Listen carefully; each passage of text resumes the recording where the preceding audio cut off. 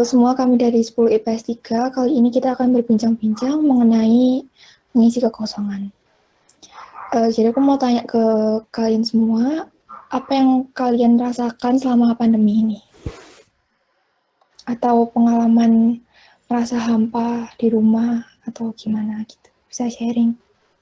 Kalau aku tuh sejak pandemi ngerasa kayak sepi banget kan, biasanya ke sekolah ketemu teman-teman gitu kan. Nah, sejak pandemi ini di rumah terus ketemu sama teman-teman juga online gitu. Pastinya kayak ada sesuatu yang kosong, tapi gimana ya, mau ngisi kekosongan itu tuh juga susah gitu karena banyak kendala kan. Misalnya kalau COVID gini kan takut nanti virusnya nyebar gitu sih kalau dari aku. Ya, kalau dari aku, ya rasanya kalau selama pandemi ini kesepian ya.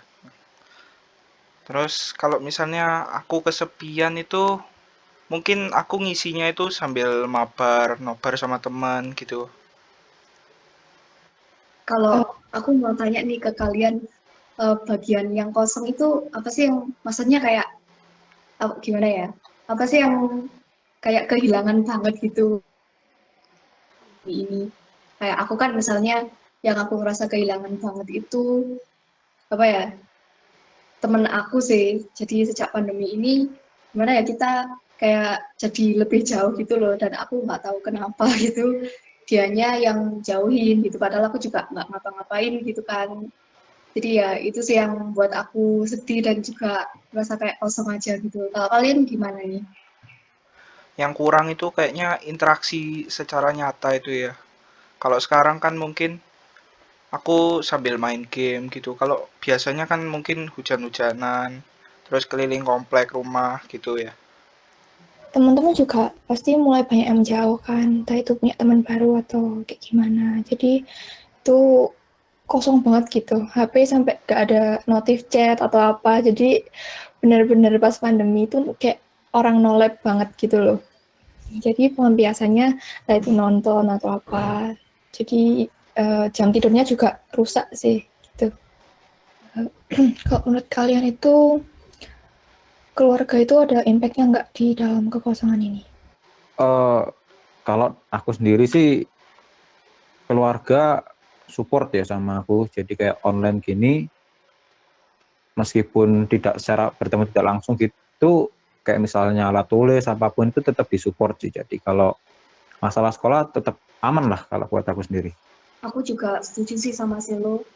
Apalagi di waktu pandemi ini kan aku nggak boleh keluar kemana-mana, jadi ya gimana pun juga keluarga aku jadi kayak temanku sendiri gitu. Aku sempat beberapa kali tuh merasa kayak ternyata seru juga ya main sama keluarga. Soalnya aku tuh pernah nganggep kayak lebih asik sama temen gitu loh, sama keluarga tuh kayak aduh apa sih, palingan juga nasehatin doang gitu, terus adik juga mungkin ganggu-ganggu aja gitu.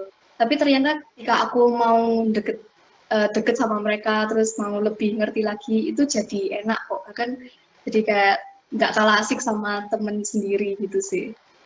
Jadi kesimpulan yang bisa kalian dapat apa guys selama selama ya pembelajaran dan kehidupan yang maya ini? Kalau dari aku, menurutku itu kita manusia ini kayak puzzle ya. Kita harus saling melengkapi, kita harus saling mengisi satu sama lain gitu. Karena kan makhluk sosial kan ya. Meskipun banyak orang-orang yang kayak no lab gitu, yang sendiri aja, tapi mereka ini sebenarnya tuh juga pingin ngerasain kayak gitu, cuman mereka susah gitu loh untuk bergaul gitu. Jadi ya sebisa mungkin kita nyari caranya biar mereka juga merasakan hal itu gitu sih. Aku juga setuju banget sih sama Angel ya. Kita kan ya iya makhluk sosial ya, kita nggak bisa hidup sendiri dengan alasan apapun tuh nggak bisa gitu. Jadi ya kayak misalnya teman kita tuh kayak sering nggak jelas gitu, dan gimana ya, sebenarnya teman kita tuh juga merasa kesepian gitu kayak kita. Jadi ya eh, kita nih sebenarnya sama-sama kesepian gitu, tapi yang bisa mengubah kesepian itu ya mulai dari diri kita sendiri gitu. Kalau dari Gavin gimana? Iya, kalau aku sih, ya dampaknya pandemi ini lumayan signifikan ya. Apalagi kalau terhadap kehidupan sosial, mungkin juga mental ya.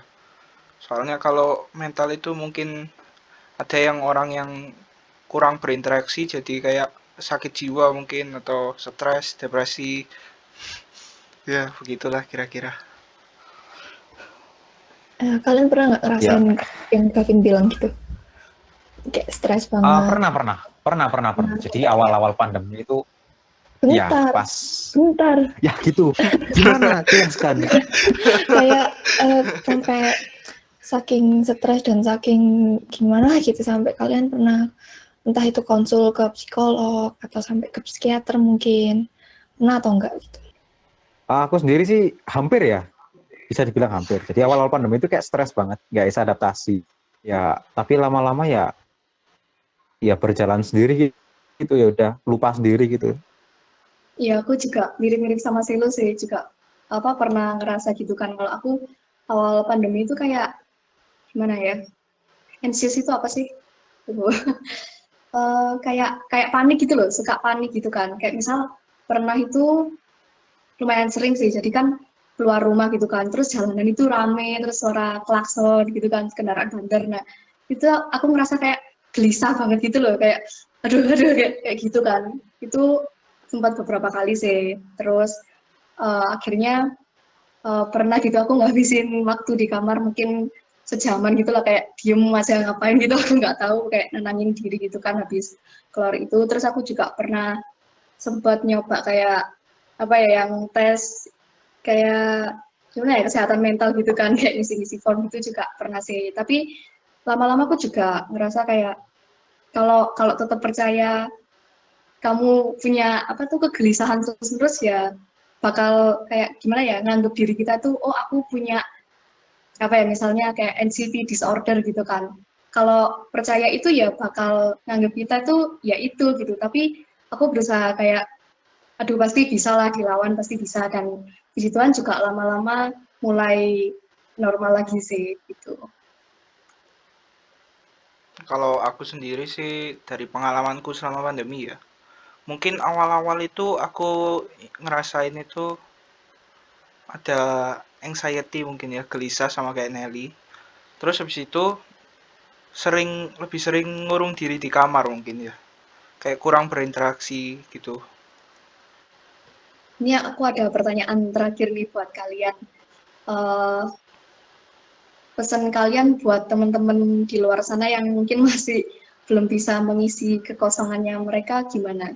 Boleh dimulai dari Angel dulu. Kalau aku sih ya jangan putus asa sama itu ya. Walaupun kamu susah buat interaksi sama orang, walaupun kamu itu juga susah gitu ya, kayak mau mendekat sama circle-circle gitu, ya cobalah terbuka gitu. Karena juga mereka pasti mau menerima juga gitu kan ya. Kalau aku sendiri sih singkat padat jelas saja ya. Stay strong. Ya aku juga setuju sama kalian semua. Uh, ya itu deh pokoknya.